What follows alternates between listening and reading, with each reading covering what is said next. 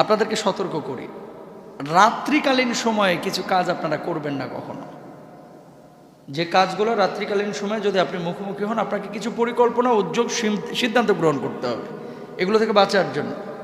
ধরে নেন আপনি রাত্রিবেলায় হেঁটে যাচ্ছেন নির্জন এলাকা, ঢাকা সিটির মধ্যে সাধারণত কম হয়, তাও হয়।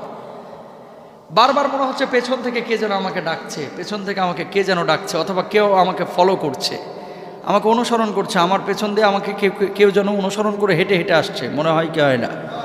এরকম যখন হবে আপনি এইভাবে ঘাড় ঘুরিয়ে তাকাবেন না, ওই পুরো শরীরটা নিয়ে তাকাবেন, অথবা আপনি তাকাবেনই না।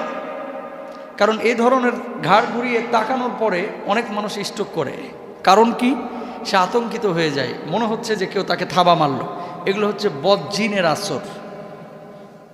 তাহলে ঘাড় ঘুরে তাকাবেন না, হয় পুরো বডি নিয়ে ঘুরবেন এবং আয়াতুল কুরসি পড়বেন, অথবা আপনি পিছনের দিকে তাকাবেনই না। এটা খুব খেয়াল রাখবেন বিপদে পড়তে না চাইলে। 2 নাম্বার, এই শীতকালীন সময় অনেকের জুতার মধ্যে, মসজিদের এই যে বক্সের মধ্যে, বিছানার মধ্যে, কম্বলের নিচে সাপ এসে বসে থাকে, আছে না নাই? গ্রামগঞ্জে যখন বিছানার ওপরে, কম্বলের নিচে অথবা কাঁথা বালিশের নিচে এরকম সাপ দেখবেন, প্রথমে মারবেন না। নবীজির নিষেধাজ্ঞা আছে। কি করবেন? সাপটাকে চলে যেতে বলবেন। যদি সাপটা চলে যায়, চলে গেল। যদি না যায়, তারপর আপনি অ্যাকশানে যাবেন। কারণটা কি? যদি না যায় তাহলে জানতে হবে এই দুষ্ট সাপ, আর যদি চলে যায় তাহলে জেনে নেবেন যে এই সাপটা জিন। কারণ জিনেরা 2টা রূপ খুব পছন্দ করে, একটা হচ্ছে বিড়ালের রূপ আর একটা হচ্ছে সাপের রূপ। কথা বুঝতে পেরেছেন? প্রথমে মারবেন না, সুযোগ করে দিবেন। 3 নাম্বার, আপনি হেঁটে যাচ্ছেন, দেখতে পাচ্ছেন যে একটা সোজা বাঁশ ঝাড়, অথচ বাঁশগুলো কয়েকটা এভাবে হেলে আপনার দিকে আছে। অথবা দিনের বেলায় দেখছেন যে সোজা গাছ, রাত্রিবেলায় আসতেছেন একটা ডাল আপনার দিকে এভাবে ঝুলে পড়ে আছে, কোনো কারণ নাই, ঝড় নাই, বৃষ্টি নাই। এরকম যদি দেখেন, খবরদার, আপনাদের কাছে রিকোয়েস্ট, ওই ঝাড় অথবা গাছের ডালার নিচ দিয়ে আপনারা যাবেন না। কারণটা কি? এখানে ভালো জিনের আসরও থাকে, বদজিনেরও আসর থাকে। যদি একান্তই যেতে হয় তাহলে আপনারা কি করবেন? আয়াতুল কুরসি জোরে জোরে পড়তে পড়তে যাবেন।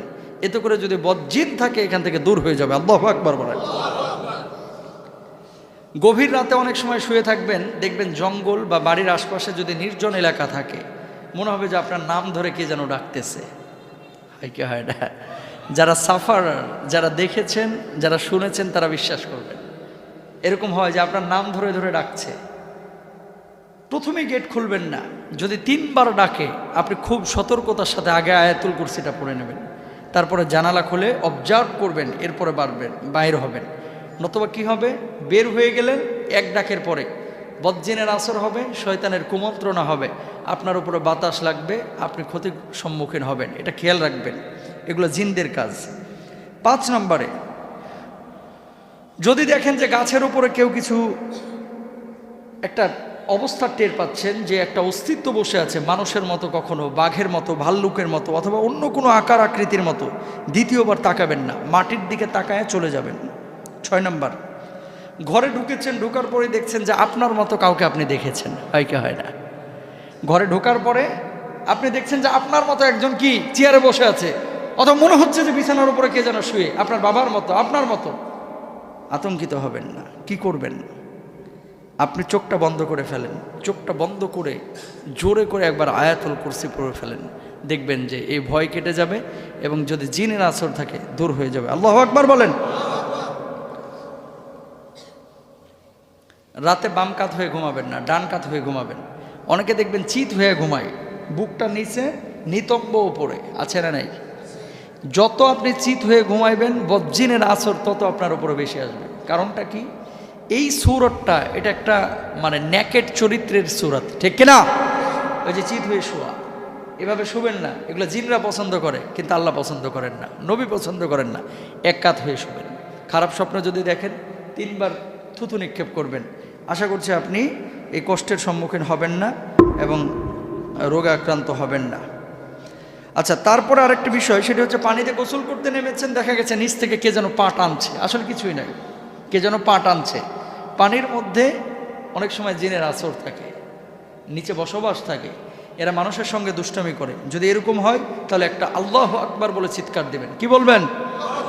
আল্লাহু আকবার বলে চিৎকার দিবেন, তারপরে দোয়া ইউনুস পড়বেন, লা ইলাহা ইল্লা আনতা সুবহানাকা ইন্নী কুনতু মিনাজ জালিমিন। দেখবেন যে আপনার পায়ের ওখান থেকে দূর হয়ে গেছে। আল্লাহু আকবার। কুকুর, বিড়াল অস্বাভাবিক কিছু দেখলে দাঁড়িয়ে একটা গোল বৃত্ত আঁকেন, একটা গোল বৃত্ত আঁকবেন। রাস্তা দিয়ে হেঁটে যাচ্ছেন, দেখছেন কুকুর বা বিড়াল, কেউ নাই, এখানে থাকারও কথা না, কুকুর বিড়াল এসে বারবার ঘুরঘুর করতেছে।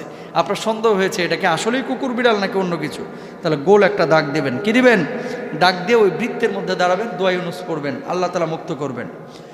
মরা মানুষ দেখতে পাচ্ছেন যে তার আত্মা আপনার পাশে ঘুরফির করছে, অথবা মনে হচ্ছে যে আমার বাবার আত্মাটা আমার পাশে আছে, মার আত্মা, কিছু একটা আপনি বুঝতেছেন যে একটা অস্তিত্ব আমার আশপাশে ঘোরাফেরা করছে, এরকম যদি হয় আয়াতুল কুরসি পড়বেন।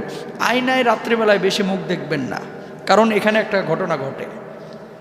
এই সূরাটা আয়নায় যারা রাত্রিবেলায় বেশি মুখ টুক দেখেন, এই সময়টা জিনেরা মানুষকে কুমন্ত্রণা দেয়, বিশেষ করে বদজিন। এর জন্য যত কম পারা যায় রাত্রিবেলায় আয়না দেখবেন, আয়নার উপরে একটা পর্দা ঝুলায় রাখবেন। আর যখন সুন্দর কাউকে দেখবেন মাশাল্লাহ বলবেন, ইনশাল্লাহ। মিষ্টি খাচ্ছেন, বিড়াল এসে বারবার ঘুরঘুর করতেছে, মিষ্টি চাচ্ছে, মনে করছেন আপনি বুঝতে পেরেছেন যে ও মিষ্টি খাবে। যদি মিষ্টি চায় মিষ্টিটা দেন, কারণ কি জিনেরা মিষ্টি পছন্দ করে, আর বিড়ালের আকৃতিও তারা পছন্দ করে।